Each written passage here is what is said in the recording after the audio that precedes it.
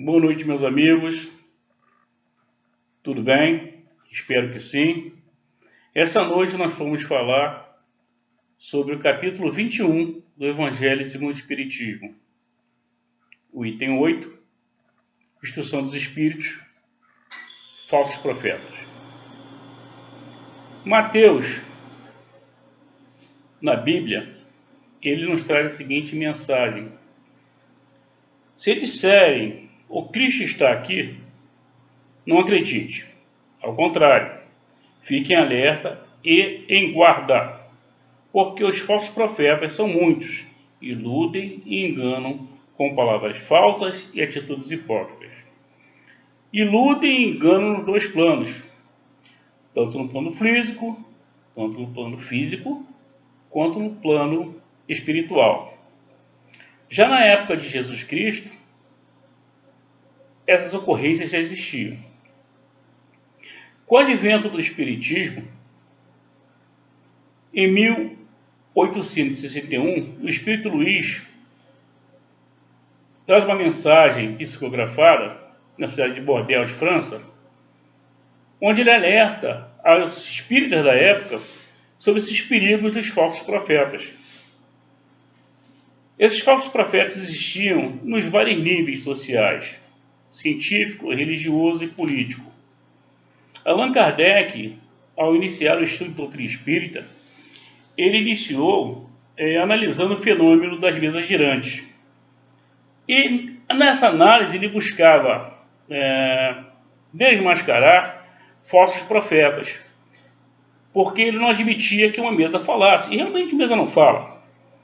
Então, e assistindo aqueles espetáculos, ele estava ali no intuito de observar e entender o que estava acontecendo.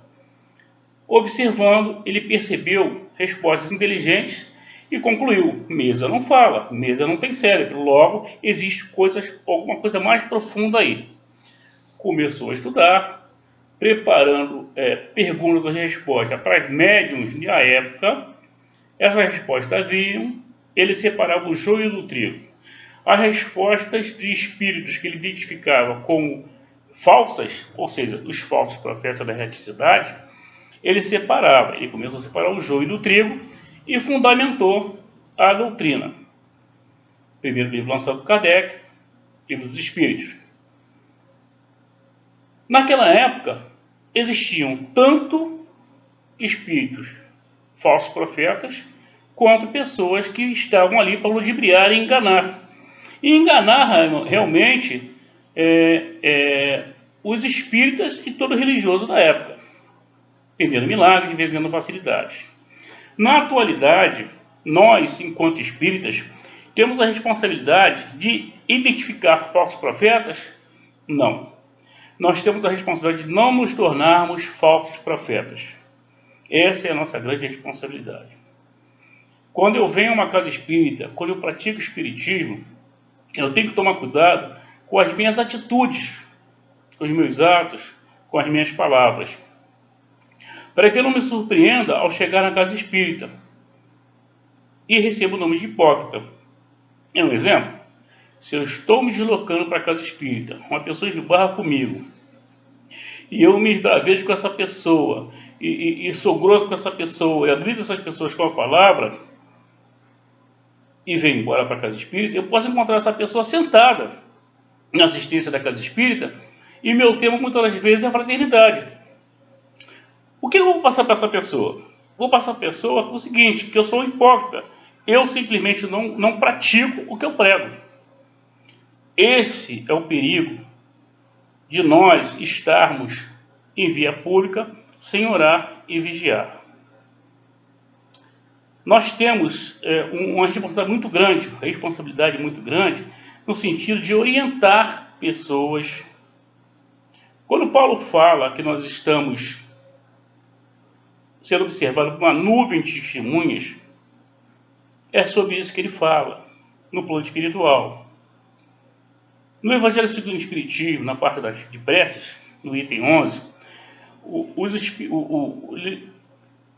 nós temos ali um item que versa sobre espíritos simpáticos.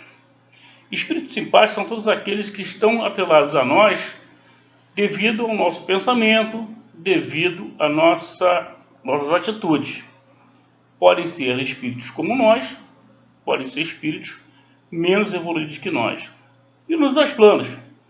Quem de nós não teve uma professora ou um professor que nós tínhamos como exemplo? Nosso pai, nossa mãe, um irmão mais velho. Muitas vezes o nosso exemplo não é nosso pai, é o nosso irmão mais velho, é nosso tio, é nossa tia, é o nosso primo. Essas pessoas, e quando eu estudei pedagogia, nós chamamos de adultos significativos. Adultos significativos é aquele adulto onde a criança se espelha para se iniciar na vida, através de seus exemplos. São os adultos significativos. E nós somos adultos significativos de muitos desses jovens que vão estar conosco, nos seguindo, muitas das vezes à distância, e nós não reparamos, mas nós estamos sendo observados nos dois planos. E isso é uma grande responsabilidade, porque nós estamos construindo ou destruindo caráter. Nós estamos construindo ou destruindo pessoas. Nós estamos preparando base, embasamento para futuros cidadãos ou não. Porque quando eu decepciono uma mente e informação, nos dois planos, eu simplesmente estou desconstruindo, eu não estou contribuindo para a obra de Deus. Eu estou sendo um falso profeta, eu estou agindo hipocritamente, eu estou sendo hipócrita, eu não estou sendo condizente com o que eu prego, com o que eu leio, com o que eu estudo.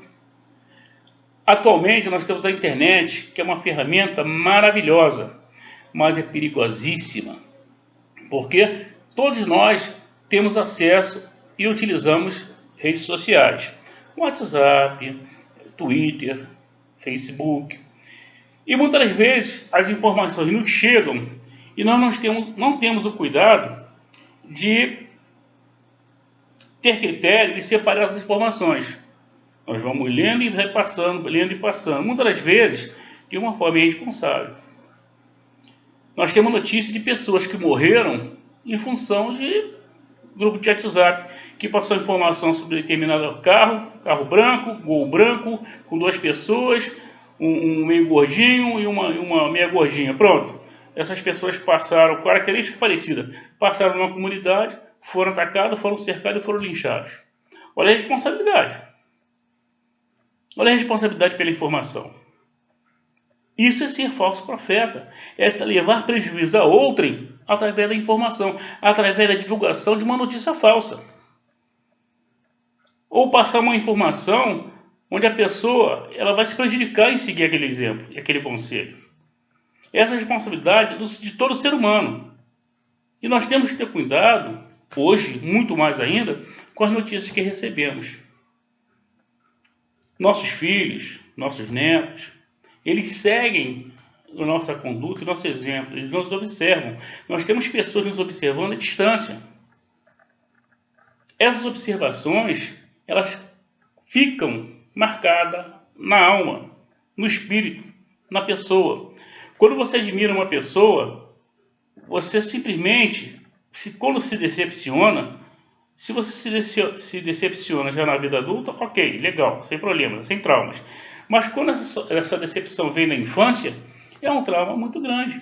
Imagina uma pessoa, um espírita, que conversa, prega o evangelho, e no momento de erro, num lapso de erro, ele é surpreendido cometendo um ato falho. Ele não vai desacreditar o espiritismo, não vai fazer nunca isso. Ele é muito pequeno para fazer isso. Mas ele vai ficar desacreditado enquanto espírita. E vai ficar comprometido. Errou, é um ser humano. Kardec, ele fala o seguinte: reconhece o verdadeiro espírita porque ele quer e vai reconhecer seu erro, vai corrigir esse erro e vai perseverar para mudar seu comportamento moral. Esse é o verdadeiro espírita. Nós somos verdadeiros espíritas. Perseveramos no acerto. E quando errarmos, pedir a Deus para que nos oriente. Que a paz de Senhor Jesus esteja com todos nós e que possamos estar em paz. Graças a Deus.